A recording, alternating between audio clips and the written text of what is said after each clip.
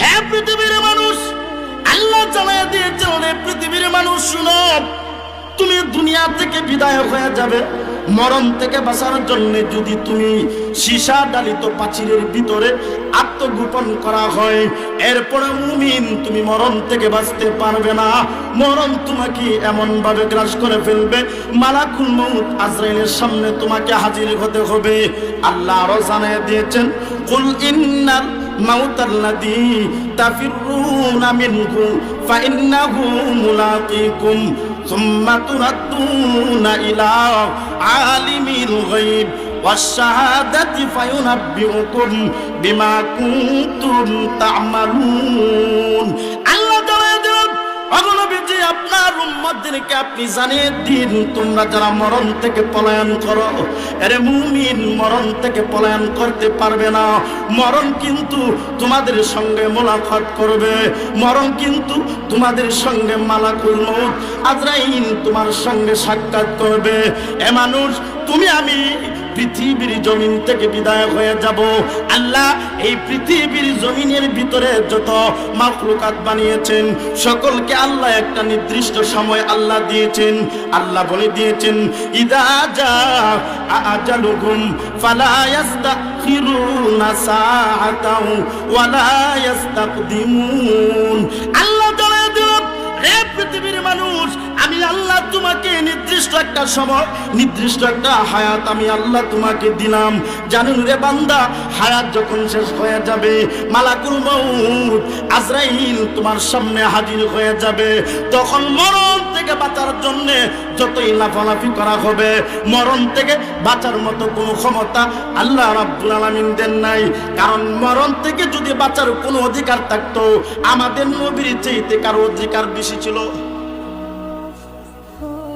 যে নবীর ইজ্জত আর সম্মান এত বেশি দিয়েছেন, যে নবীর ইজ্জত আল্লাহর পরে যার মর্যাদা, সমস্ত মাখলুকাতের উপরে যার মর্যাদা, যদি দুনিয়াতে তাকার কোনো অধিকার থাকতো, যে আমাদের নবীর চাইতে কারো বেশি অধিকার ছিল। কথা বলেন ঠিক না বেটে? কিন্তু আমাদের নবী কে আছেন না, বিদায় হয়ে গেছেন।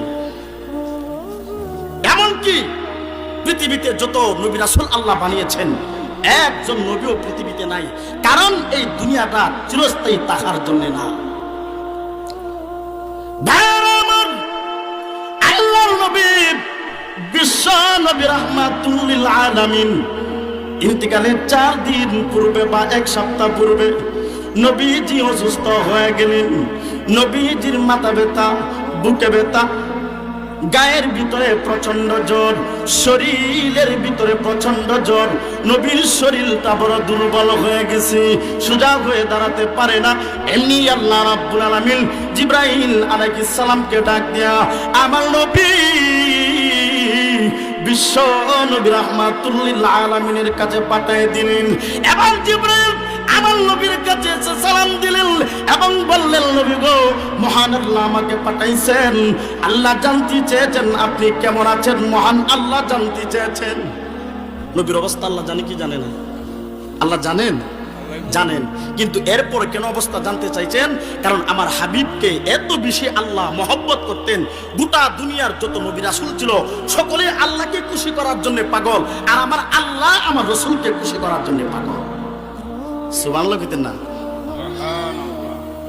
এমনি করে জিবরাইল আমিন ডেকে বলেন, ও নবীজি, মহান আল্লাহ জানতে চেয়েছেন আপনি কেমন আছেন।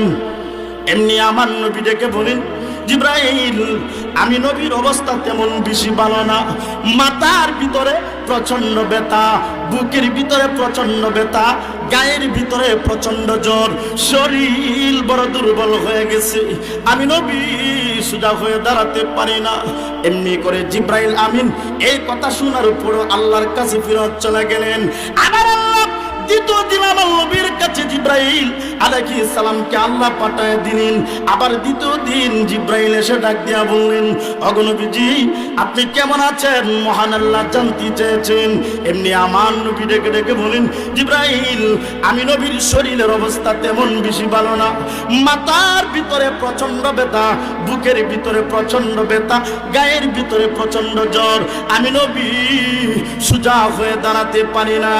এমনি করে আবারও জিবরাইল আমিন আল্লাহর কাছে ফিরত চলে গেলেন। আবার আল্লাহ রাব্বুল আলামিন তৃতীয় দিন আমার নবীর কাছে জিবরাইলকে পাঠায় দিলেন। জিবরাইলকে পাঠায়া এমনি জিবরাইল ডাক দিয়া বললেন, ইয়া রাসূলুল্লাহ, ইয়া হাবিবাল্লাহ, ওগো আল্লাহর নবী, মহান আল্লাহ জানতে চেয়েছেন আপনি কেমন আছেন। এমনি করে আমার নবী ডেকে ডেকে বললেন, রে জিবরাইল, আমি নবীর শরীরের অবস্থা তেমন বেশি ভালো না রে। মাথার ভিতরে প্রচন্ড ব্যথা, বুকের ভিতরে প্রচন্ড ব্যথা, শরীরের ভিতরে প্রচন্ড জ্বর, আমি নবী সোজা হয়ে দাঁড়াতে পারি না। আবার জিবরাইল আমিন তৃতীয় দিন চলে গেলেন। চতুর্থ দিন আমার আল্লাহ আজরাইলকে ডাক দিয়া বললেন, রে আজরাইল, যাও যাও আমার হাবিবের কাছে যাও, আমার রাসূল আমার হাবিবের হায়াত শেষ হয়ে গেছে। এমনি আজরাইল আলাইহিস সালাম আমার নবী বিশ্ব নবীর কাছে এসে সালাম দিলেন। প্রবেশ করে বলে, ওগো নবীজি, মহান আল্লাহ পাঠাইছেন আপনাকে নিয়ে যাওয়ার জন্য। এমনি আমার নবীকে বলেন, ওগো নবীজি, আপনি যদি থাকতে চান নবীকে আপনাকে ইখতিয়ার দেওয়া হয়েছে। এমনি আমার নবী জিবরাইলকে এমনি আজরাইলকে ডাক দিয়া বললেন, হাত্তা ইয়াতিয়ানিল জিবরাইল, জিবরাইল আসার আগ পর্যন্ত তুমি অপেক্ষা করো, আমি যাবো নাকি চলে যাব নাকি থাকবো এটা জিবরাইলের পরামর্শ নিতে হবে। এমনি করে জিবরাইল আলাইহিস সালাতু ওয়াস সালাম আমার নবীর হুজরাতে প্রবেশ করলেন এবং বললেন, ওগো নবীজি, আপনি কি আমার জন্য অপেক্ষা করেছেন? এমনি আল্লাহর নবী ডাক দিয়া বলেন, জিবরাইল, আজরাইল বলতেছেন আমার হায়াত শেষ হয়ে গেছে, থাকবো নাকি বিদায় হয়ে যাব। এমনি আমার নবীকে জিবরাইল ডাক দিয়া বললেন, ওগো নবীজি, ইন্নাকা মাইয়িতু ওয়া ইন্নাহুম মাইয়িতুন। ওগো নবী, আপনিও মরণশীল, তারাও মরণশীল। এই কথা যখন জিবরাইল বললেন আমার নবী বুঝে ফেললেন। জিবরাইল ইঙ্গিত দিয়েছেন চলে যাওয়ার জন্য। এবার আমার নবী বিশ্ব নবী রাহমাতুল লিল আলামিন চোখের পানি ছেড়ে দিয়ে কান্না শুরু করে দিলেন।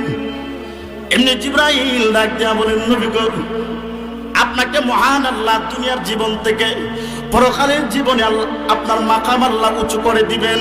তাহলে আপনি তো আপনার রফিকে আলার দরবারে যাবেন, তাহলে কেন গো নবী কান্না করেন? এমনি আমার নবী ডেকে ডেকে বললেন, রে জিবরাইল, আমার দুনিয়ার জমিনে ইজ্জত বেশি হবে না পরকালীন জীবনে ইজ্জত বেশি হবে, এজন্য আমি কাঁদি না। তাহলে গো নবী কেন কান্দেন? আপনি কি আপনার কলিজা টুকরা মেয়ে ফাতেমার জন্য কান্দেন? ওগো নবীজি, আপনার ফাতেমাকে মহান আল্লাহ জানাইয়া দিয়েছেন জান্নাতের ভিতরে সমস্ত মুরিদের সরদারনি হবে, তাহলে আপনি ফাতেমাকে নিয়ে তো টেনশন কেন? আমার নবী ডেকে ডেকে বললেন, রে জিবরাইল, আমার ফাতেমা জান্নাতের সরদারনি হবে কি হবে না, আমি এর জন্য কাঁদি না রে। তাহলে গো নবী আপনি কেন কাঁদেন? আপনি কি হাসান হুসাইনের জন্য কাঁদেন? ওগো নবী, মহান আল্লাহ জানাইয়া দিয়েছেন আল হাসান ওয়াল হুসাইনু সাইয়্যিদা শাবাবে আহলিল জান্নাহ। ওগো নবীজি, মহান আল্লাহ আপনার হাসান হুসাইনকে ইহকালীন জীবন থেকে পরকালীন জীবনের ভিতরে জান্নাতের ভিতরে সমস্ত যুবকদের লিডার আল্লাহ বানায়া দিবেন। তাহলে গো নবী কেন আপনার হাসান হুসাইনের জন্য কাঁদেন? এবার